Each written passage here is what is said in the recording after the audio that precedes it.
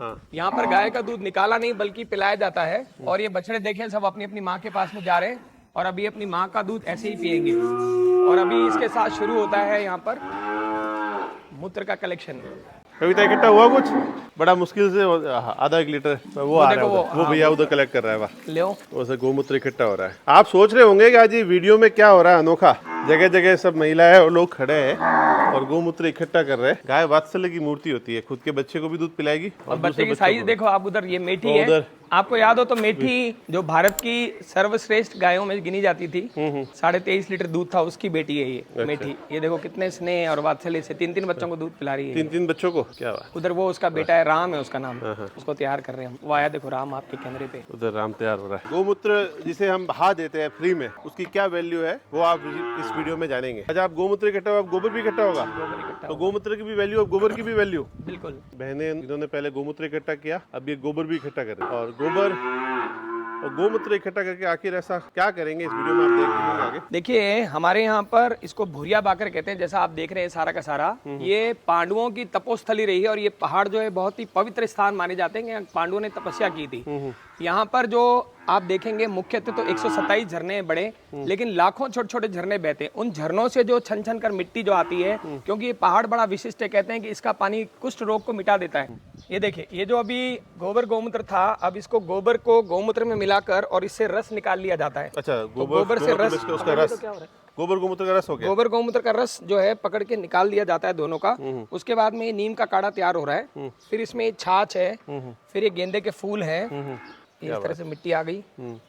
पलाश के फूल, उसके बाद में पलाश के फूल का ये जो बचा हुआ पलाश तो पीछे पलाश extract है, होता है। अब बस ये इसको डाला इसमें और देखिए तेल लगा ये दिया। आपका बनकर आएगा गोमय मिट्टी स्नान। तो गोबर इसमें नारियल का तेल होता ही नहीं इसमें। नारियल का तेल डाल रहे हैं ना अंदर आटे में। नारियल का तेल, नारियल का तेल कहाँ रखा? नारियल के तेल के बिना आटा कैसे बनेगा? ये नारियल का तेल अभी जब बनाएंगे तब डालेंगे। हाँ, आटा उसमें जब आटा बना रहे थे ना, तब इसमें नारियल का तेल डाला।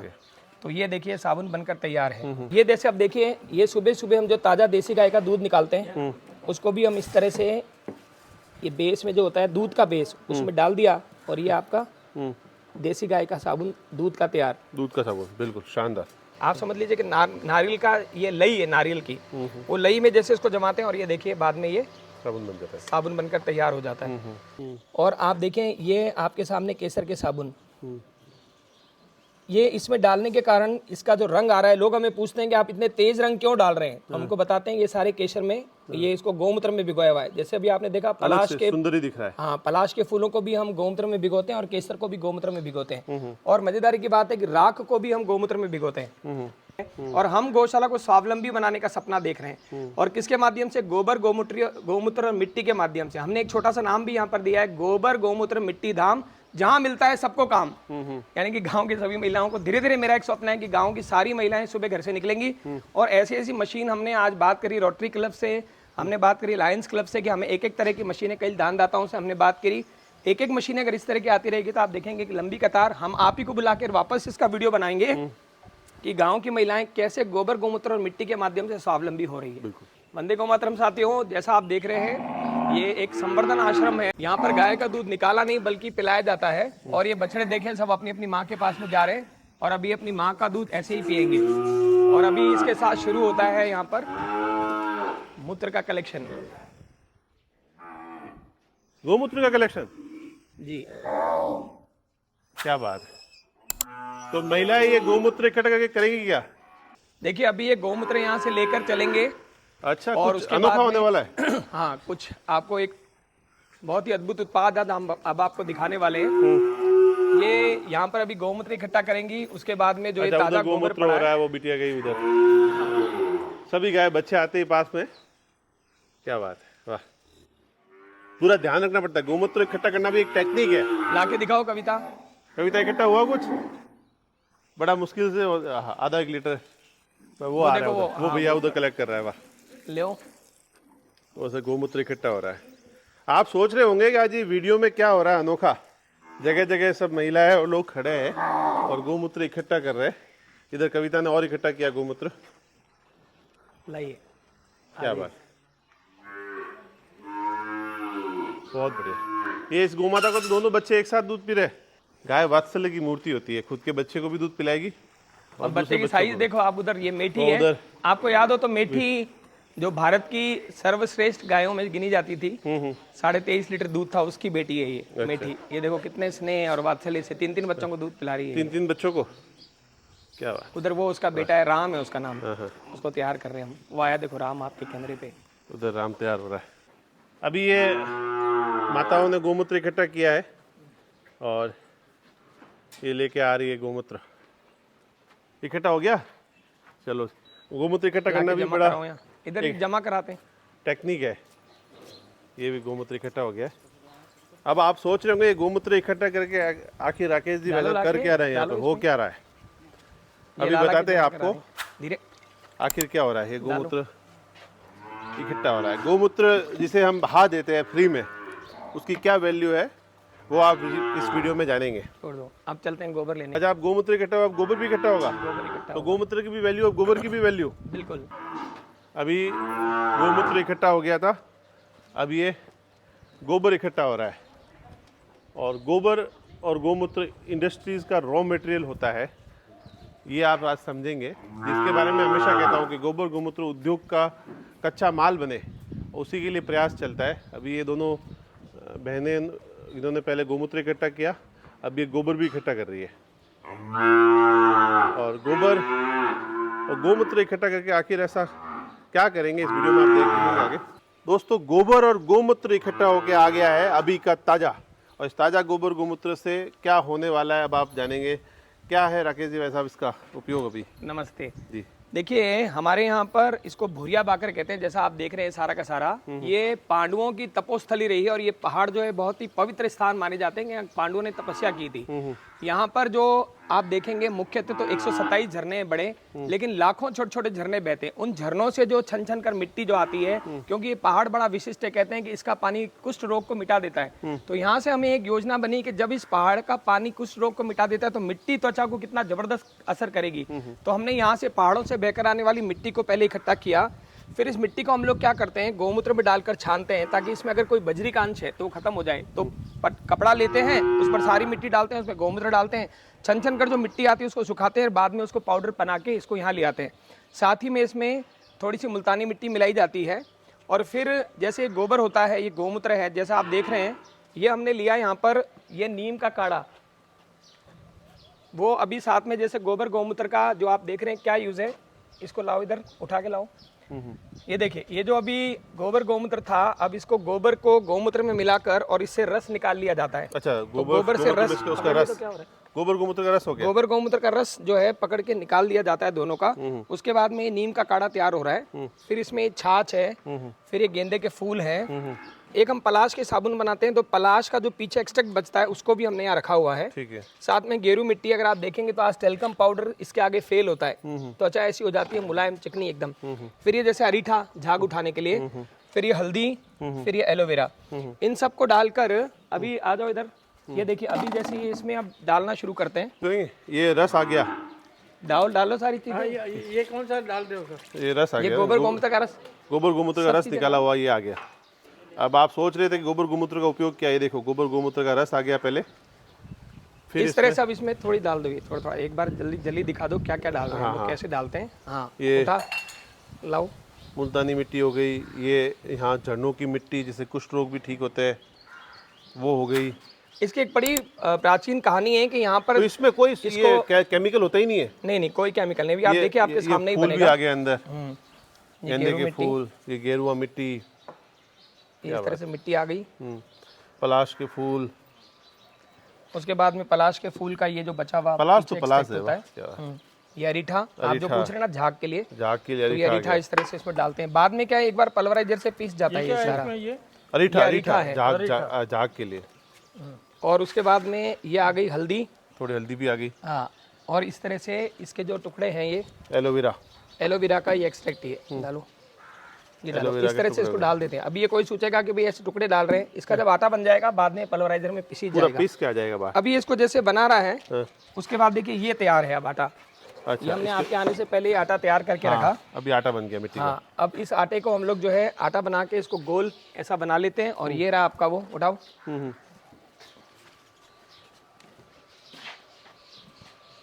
अब बस ये इसको डाला इसमें और देखिए तेल लगा ये दिया आपका बनकर आएगा गोमय मिट्टी स्नान। तो गोबर इसमें नारियल का गोमूत्र- तेल होता ही नहीं इसमें? नारियल का तेल डाल रहे हैं ना अंदर आटे में। नारियल का तेल कहाँ रखा? नारियल के तेल के बिना आटा कैसे बनेगा? हाँ ये नारियल का तेल अभी जब बनाएंगे तब डालेंगे। हाँ, हाँ, आटा उसमें बना उसमें जब आटा बना रहे थे ना तब इसमें नारियल का तेल डाला। तो ये देखिए साबुन बनकर तैयार है। बहुत बढ़िया, शानदार साबुन। ये पूर्णतः रसायन मुक्त है। गोबर गोमूत्र मिट्टी छाछ मतलब पंचगव्य पूरा इसमें आ गया, लेकिन फिर भी हमने इसका नाम दिया पंच तत्व क्योंकि इसमें मिट्टी भी आ गई है और इसमें अनेक प्रकार की मिट्टियां दूसरी चीजें इसलिए दिया। दूसरा साबुन दो। ये से फटाफट क्या होता है, हमारा जो मुख्य उद्देश्य है गांव की महिलाओं को रोजगार देना। अब जैसे महिलाएं हैं, हट जा, ये इसको बनाओ कविता, दे उसको। ये सारी जो महिलाएं हैं ये दिन भर में, देव कविता को, इसको पकड़, ये दिन भर में करीबन 500-600 आटा बनाते, ये जैसे साबुन बना देते हैं। और अब जैसे अगर हम इसका 1 रुपया भी मानते हैं तो दिन के 600 रुपए की कमाई एक महिला की हो सकती है। और ये हम ये चाह रहे हैं कि इस तरह की मशीनें समाज के द्वारा धीरे धीरे यहाँ पर दान में आ जाएंगी और एक एक महिला को रोजगार मिलता जाएगा। अब ये कुछ भी नहीं है, देखिए घर में बना लिया। आज गाँव का व्यक्ति अपना पैसा बाहर ले जा रहा है साबुन के लिए, दंत मंजन के लिए। ये जो 2-3 चीजें ऐसी है कि दंत मंजन बाहर से ला रहे हैं, जैसे आप जाओगे गरीब से गरीब घर में आपको पेस्ट दिखेगा, गरीब से गरीब घर में आपको दातुन दिखेगा, गरीब से गरीब घर में आपको अगरबत्ती दिखेगी। तो जैसे धूप बत्ती हम बनाते हैं तो गोबर का अगर हम ये यूज करें तो धूप बत्ती, साबुन और खास करके दंत मंजन, ये 3 चीजों से ग्राम स्वावलंबन भी हो सकता है और मतलब गाँव का रोजगार भी मिल सकता है। और स्वास्थ्य की दृष्टि से गांव का पैसा बाजार में बाहर जाने के बजाय शहर में, शहर का पैसा गांव आ सकता है। इसमें बहुत सारी उद्देश्य छुपे हुए हैं। तो एक तो ये हो गया हमारा गोबर मिट्टी का स्नान। दूसरा, ये जो साबुन आप देख रहे हैं ये इस तरह से हम लोग इसमें तैयार करते हैं। ये नारियल का एक बेस ले लिया। अब इसके अंदर जैसे हम ये मिट्टी छोड़ देंगे, वो मिट्टी जैसे भी है ना, तो ये मिट्टी जैसे तैयार होगा तो इसमें मिट्टी छोड़ के मिला देंगे और उसके बाद में इस तरह के सांचों में हम भर देते हैं। और ये सांचे जब ये सूख जाते हैं तो सूखने के बाद, जैसा ये पलाश का साबुन है, ये पलाश का साबुन है, ये पलाश का साबुन बनकर आया है। बोलाओ पलाश वाला एक्सट्रैक्ट। आइए हम आपको दिखाते हैं ये पलाश का साबुन कैसे बनता है। ये जैसे अब देखिए, ये सुबह सुबह हम जो ताज़ा देसी गाय का दूध निकालते हैं उसको भी हम इस तरह से, ये बेस में जो होता है दूध का बेस, उसमें डाल दिया और ये आपका देसी गाय का साबुन दूध का तैयार। दूध का साबुन, बिल्कुल शानदार। आज जितनी भी बड़ी कंपनियों के साबुन आते हैं वो सब रसायन से भरे हुए होते हैं और जबकि ये शुद्ध देसी गाय के दूध का साबुन है। ये छोटे बच्चों को नलाना, महिलाओं को जिनको सॉफ्ट स्किन मानी जाती है, डेलिकेट स्किन होती है, उनके लिए बहुत ही, हाँ, इसके आगे बड़े बड़े ब्रांड वो चैनल पे कहना ठीक नहीं। तो इस तरह से ये इतना सौम्य साबुन जो है जिसको भी चाहते हैं उस तरह का कर सकते हैं। ये देखिए आ गया है पलाश का रस। ये पलाश के फूलों को हमने गौमूत्र में भिगो के रखा सारी रात।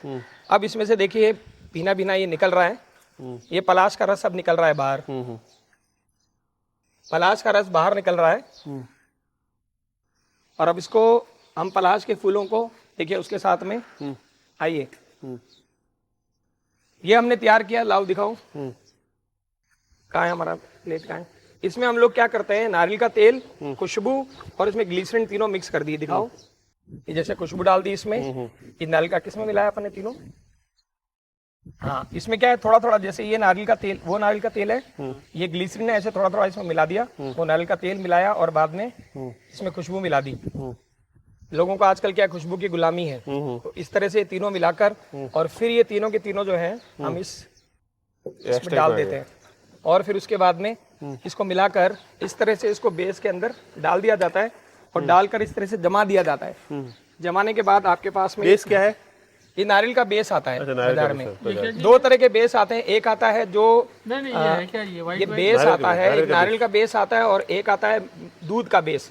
तो दूध के बेस तो हम दूध के साबुन में लेते हैं और नारियल का बेस हम इस तरह के साबुन में लेते हैं। आप समझ लीजिए कि नारियल का ये लई है, नारियल की वो लई में जैसे इसको जमाते हैं और ये देखिए बाद में ये साबुन बन जाता है, साबुन बनकर तैयार हो जाता है। बहुत बढ़िया, शानदार। और इसी तरह से ये है केसर का, ये केसर देखिए आप ये आप मानेंगे कि केसर का रंग है ये। क्या? अब ये ताजा डाला हुआ है, ये रात का भिगोया हुआ है। केसर को गौमूत्र में डाल देने से केसर की गुणवत्ता कितनी बढ़ जाती है। और आप देखें ये आपके सामने केसर के साबुन, ये इसमें डालने के कारण इसका जो रंग आ रहा है, लोग हमें पूछते हैं कि आप इतने तेज रंग क्यों डाल रहे हैं, तो हमको बताते हैं ये सारे केसर में ये इसको गौमूत्र में भिगोया हुआ है। जैसे अभी आपने देखा पलाश के, सुंदर ही दिख रहा है, हाँ पलाश के फूलों को भी हम गौमूत्र में भिगोते हैं और केसर को भी गौमूत्र में भिगोते हैं। और मजेदारी की बात है कि राख को भी हम गौमूत्र में भिगोते हैं। क्या करते हैं, रात भर गौमूत्र में भिगो के रख देते हैं और उसके बाद में सुबह जैसा अभी नारियल का बेस है उसमें डाल के और राख का बेस इस तरह से निकाल लेते हैं। ये इस तरह के साबुन तैयार हो जाते हैं। हम लोग एक गोबर मिट्टी का जो मुख्य साबुन है, ये देखो वो वाला, वो अभी दिखाया था ना साबुन जो बनाए थे, कहाँ गए? हाँ, ये हमारा मुख्य साबुन ये है कि लोग जो है मिट्टी से सबसे पहले नहाना सीखें। फिर भी किसी को लगता है कि नहीं हमको तो थोड़ा झाग चाहिए, तो ये मिट्टी के अंदर झाग, मिट्टी हमारा सोप बेस में डाला हुआ है। ये और दिखाओ एक बार, ये देखिए ये राख के साबुन जैसे निकल रहे। आप इनकी फिनिशिंग देखिए।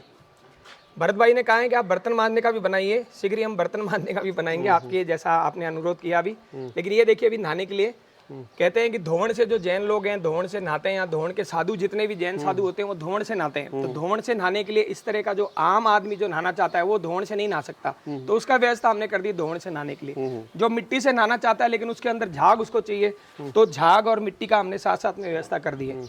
और जो उसको लगता है कि मेरे को दूध से नहाना है, तो ये दूध की व्यवस्था हमने कर दी है। और यहाँ पर हमारे यहाँ जोधपुर में जैसे पलाश की व्यवस्था नहीं है, तो ये पलाश की व्यवस्था हमने कर दी ताजे ताजे फूलों से। मेरी बहन राजसमंद में सर्विस करती है, वहाँ से मुझे रोज बस में ये फूल चढ़ा देती है। और ये हमारे केसर का साबुन, तो ये 6 प्रकार के साबुन अभी हम बना रहे हैं। साथ साथ में एक एलोवेरा नीम भी बनाते हैं, पर वो थोड़ा सा कम डिमांड पर ही बना रहे हैं हम लोग।